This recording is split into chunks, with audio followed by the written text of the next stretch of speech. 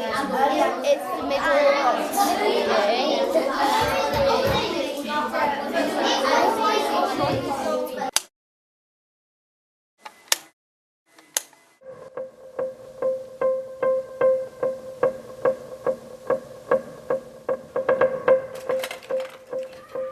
This is my house. This is me. This is my mum. This was the desk. I had quite a small desk and I was just sat in my laptop wishing I could go out and play. It wasn't as fun as actual school. On the first day it felt weird. I missed being with my friends. So my mum was there and she helped me if I got stuck because I couldn't actually go to real school to learn, so home became school. But now we know staying off school for a long time and doing homeschooling isn't actually as good as doing it in school because everyone thought homeschooling would have been better.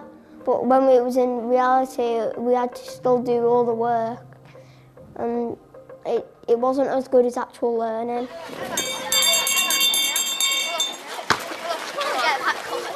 At the start of this year, we decided to get a school dog because of well-being and love, really. There are 540 pupils at Woodlands. This is a large primary school in Ellesmere Port in Cheshire. How old is he in dog years? In dog years, well, 7 times 6. Do we know what 7 times 6 is? By the time the pandemic is over, most of the children here, and millions more across the UK, will have missed months and months of time in school. You know, children have spent so long out of the classroom that no amount of homeschooling can match this. And it's staggering to know that nearly 2 whole academic years have been lost because of this pandemic. And millions of children are now having to catch up for the learning that they've lost out on. COVID has turned school life upside down, and recovering from it could take years. We knew it was coming. I think there was an element of denial, and if I'm honest, I was in denial a little bit. I was thinking, surely this won't happen, surely this is the stuff of Hollywood movies. Did I feel that they would miss out? Yes, I did, 100%. And obviously, the longer that went on, the more they were missing out. Good morning, Woodlands Primary School.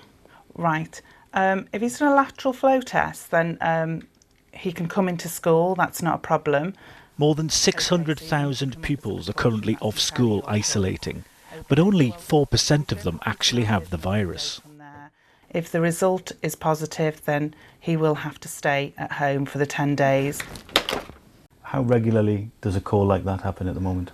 At the moment, we probably get possibly 2 calls a day. 2 a day? 2, yeah. Sometimes more. And really the net result of all this is that if a child has to self-isolate, it could be 5 to 10 days that they're not in school, yeah. That they're not in the classroom, absolutely. that they're not learning as much. Absolutely. So we're going to start maths now, so if you can all put your date and can I into your books for me. During lockdown, only vulnerable children or those of key workers were allowed to come in. The rest had to be homeschooled. So, how are things going for the Woodhouse family? Oh God. So how did you find learning from home? It wasn't as good as learning in actual school because you didn't get to see your friends and it just didn't feel the same. Okay, and what about you, Jessica? It wasn't as fun. I like the actual learning in school. What was it like for you, Mum? Tricky. Some days you'd have a really positive day, we'd get loads done, loads accomplished, you know, the kids would be really motivated, and then other days you'd find yourself, nobody wanted to get out of bed because there was nowhere to go, it was the same, it was dull, it was, you know, you were sat sort of at the kitchen table thinking, oh, it's, you know, another day of this. Yeah. And so, yeah, it was a bit of a roller coaster of emotions. You know, there was tears and tantrums and from me on them. Jessica's 7. She's missed a lot of school, especially crucial phonics lessons. That's the method schools use to teach reading and writing. I miss my friends, definitely. And I miss actually being here and actually learning maths, literacy, all the normal work stuff. My mum was actually really good. My brother, Liam, he helped me with my phonics. We got a pack of little phonics cards so I could practice at home. You worry that, you know, academically they're not going to be able to keep up maybe with some of the other children. You worry that you've not done enough homeschooling. You worry that you've not kept their spirits up enough. You worry you worry about everything. This is Kirsty, Jessica's mum. She's proud of the way her daughter's handled all of this upheaval. Do you think it's the pandemic? With Jessica, 100%. Yeah. I think having that crucial time of those years, not having a full year in school since reception, I think has been massive on Jessica. What was our target number that we started with yesterday, Narula? The government says it's committing an extra £3 billion to help schools respond to the pandemic, including funding catch-up lessons like this one. But teaching unions say this amounts to around £50 per pupil, and any shortfall has to be paid for by schools themselves. We'll stick with 100 to start with. I know some of you find this quite straightforward from yesterday. Paul McLaughlin's been a teacher for 30 years.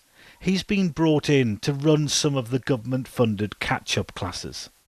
We've been doing a lot of working on their times tables because they don't know them well enough to be able to then access other things with those, especially with those who struggle with their maths anyway. So lots of those really important key skills that they need to keep practicing. They've lost them, and I can see that the impact of them not having those skills leaving primary school will probably not show until they're maybe a couple of years older. And isn't that really worrying, isn't it? Because the pandemic, yes, it's been 15, 18 months, but very worrying that the impact on education could last many years to come. Yeah. And I think we won't know what that is until these children are sort of coming towards the end of their education and seeing if it's still impacting on them. Go on. 32, lovely, 32. Initial findings from research done by the National Association of Head Teachers, shared exclusively with Sky News, reveals that 87% of school leaders said the government's COVID recovery funding was not sufficient to meet the needs of their pupils. They also found that an average school is down by nearly £60,000 since the pandemic began. That's the extra cost of COVID security, supply staff and lost income from not being open to the community.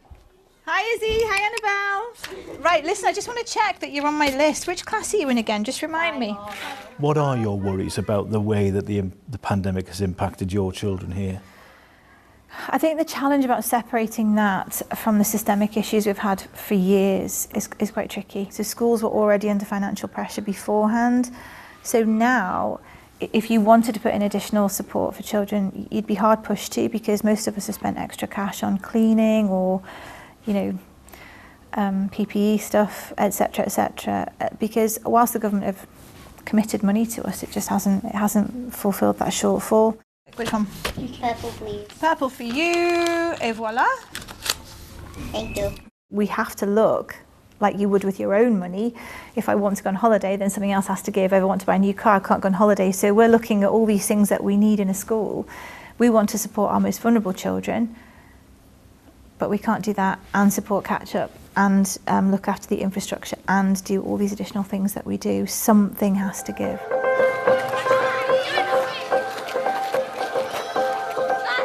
On average, primary school pupils fell behind by about 2 months in reading and more than 3 months in maths. The pandemic has had a huge impact on millions of youngsters and their parents. You feel that guilt, you know, when now they're coming back and they are struggling a little bit. You do carry that guilt. You think, is that my fault? Because I've not done a good enough job. But then you think, well, I've done the best that I could have possibly done. It feels like you're carrying all that blame on yourself. As a parent, I think that's what a lot of parents do. I think as a parent, you feel responsible for your children in all respects.